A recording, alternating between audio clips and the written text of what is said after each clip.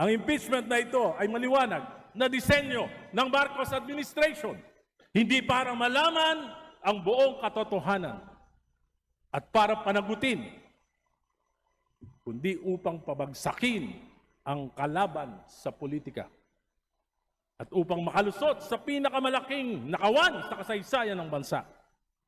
Ginagamit ang mga institusyon na dapat ay neutral, tulad ng NBI, COA, at AMLAC. This impunity, nakakabahala po. Kailan ito titigil? Paano?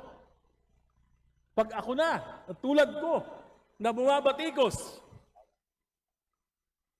paano kung gusto kong patahimikin? Gagamitin din ba yung mga ahensya na ito? Baka magulat pa tayo. Maulit ang kasaysayan. Magamit ang mga institusyon para sa pagpapanatili sa kapangyarihan.